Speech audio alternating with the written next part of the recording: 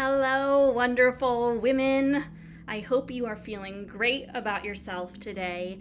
And if you're not feeling so great, I hope you'll take a moment to just look in the mirror and say, I love you, whether you believe it right now or not. It does make a difference. So I just wanted to give you a quick update on my end. I have decided to leave Tinder and go back on Bumble. So I joined Tinder originally because I liked the idea of being able to see every single option out there and then narrow it down to what I liked.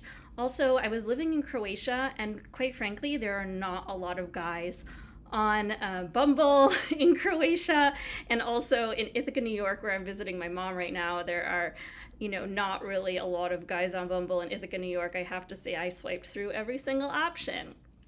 However, I'm going to New York City and there are obviously a lot more options there. I just got really frustrated with Tinder because you cannot really put filters on. So I wanted to filter for somebody who wanted to have kids, and I was just getting all these matches of guys who didn't want to have kids or have kids and don't want kids. So the reason that I'm choosing between Tinder and Bumble and not Hinge is because I just really cannot figure out how to use Hinge. I've tried it a couple times. You would think that as a founder of a tech company, I would be able to figure out a relatively simple user-centered design that works for tons of people, but for me, I just cannot figure it out. So my two options are really Tinder and Bumble. I find sites like eHarmony just to be a little bit too conservative and traditional. That is kind of one of the dilemmas of being somewhat more open-minded, progressive, liberal looking for marriage, is that most of the people looking for marriage are not progressive liberals. They are conservative. So as you can imagine, that kind of narrows my pool even more. And I'm aware of that. I mean, I have tried eHarmony. It just wasn't for me. So I'm trying to go in between. A dating coach I used to work with said that Bumble was a little bit better for marriage-minded people. One of the things that really irritates me about Bumble is that they never ask for my feedback. They even have a new CEO. She just joined, and I commented on her LinkedIn post, please ask me for my feedback. Airbnb is asking for my feedback all the time. Ever since they began, even at their early conferences, they gave the email of the founders, and you could email them, and they would even respond. I've gone in and talked to people who work there, but Bumble doesn't seem to care what I think. Sometimes I think there's a secret conspiracy among these dating apps to actually not find me a life partner. Now, of course, lots of people have. But, who knows? You just kind of have to game the system as best you can. I really wish that there was a dating app that was more like Indeed.com, where everybody was there. You could put up your perfect man post with all the criteria, and then people could send you their application. You could put into a nice CRM where you categorized who you wanted, you didn't want, or more like LinkedIn, where I could just search for all the available people looking for a long-term partner and wanted kids. But alas, no such thing exists. It's hard to make a spreadsheet. I've thought about it. I know women who have, but that would be pretty great if I could just have a spreadsheet with options and then move them into the possibilities and the date column, eliminate or keep going. Would love to have a sales funnel for dating. Anyway, I digress. So I joined Bumble again, and I decided to apply the rule of 15 minutes in the morning, 15 minutes in the evening, so I didn't get too distracted. I forked over $17.99 to pay for a week of Bumble. So the thing is, I am leaving to New York in a week, and I want to start making matches in New York. So I wanted to put my location as New York City, for which I had to pay, which was fine. Also, you can be a little bit more specific about your criteria. I decided to just pay for a week because I thought that would kind of put the pressure on me that I am going to meet my husband this week. We will see. I'm meeting him. I see myself meeting him. I believe I'm meeting him. And I decided to follow my cousin Debbie's advice. If you tuned into the last episode, Take a Chance, she told me a couple things. First of all, that I should be looking for somebody who's supportive, who would be a good father, a good husband, rather than just looking for a hot lover. So I really tried to kind of take the mentality of take a chance. I also expanded my age range from 10 years younger and 10 years older, so 33 to 53. I even allowed Bumble, if I run out of matches, to show me extra matches. I filtered for only people who are looking for a long-term marriage and only guys who are looking for kids. In the past, I have allowed it to be guys who may or may not or be open to kids, but I decided to just be super strict and find out who out there is already sure that they want children. So, the results so far of my initial swiping. I was very generous with my swiping. I swiped on almost everybody. It was very helpful. I mean, I just love with Bumble that you can be super specific about what you want. So I can really see all the guys in New York.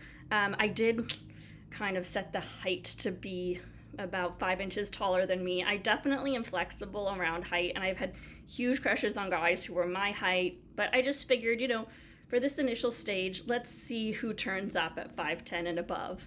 Sorry, shorter guys. If you like me, please reach out. So that was the kind of superficial part. I only selected guys who wanted kids. I feel like I just don't have time to wait around for them to make a decision right now. They already need to know. And I also selected guys who either were moderate or liberal. I have tried dating conservatives in the past, but, honestly, I would just prefer a guy who's liberal.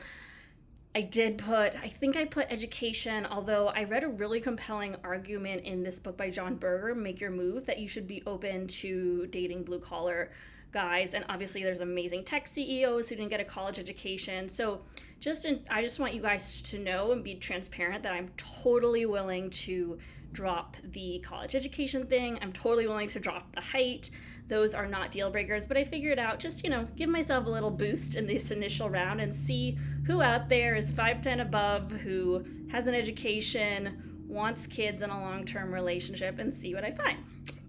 So, the results so far, now, this is only in 15 minutes of swiping, and I'm me saying, okay, I'm going to be super open.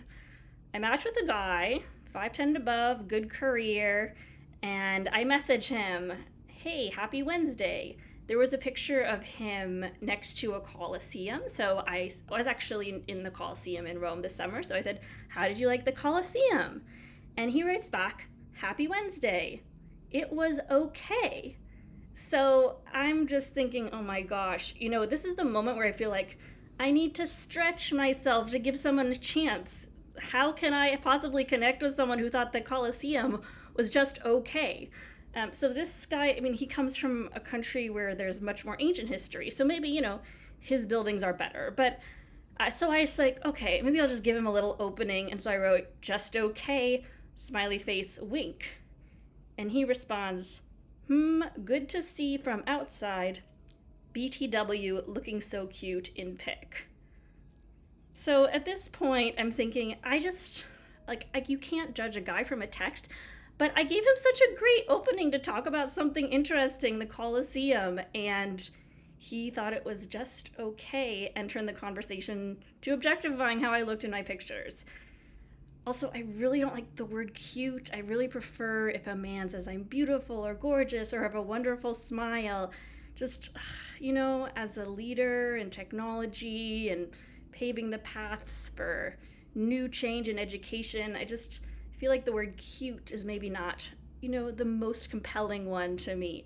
So it's your decision. Am I being too judgy by just not wanting to engage with this guy who has nothing to say about the Colosseum and calls me cute? It's just, this is why dating is so tiring. And then now, let's say I'm not interested in this guy. Should I say, hey, I've decided I'm not interested in you because you're not intellectually curious enough for me, or you've objectified me physically before we even had a conversation? I'm not opposed to someone objecting me physically. I want my partner to find me incredibly gorgeous, but the cute thing just feels a little weird. So I'm going to continue to see what my options are out there.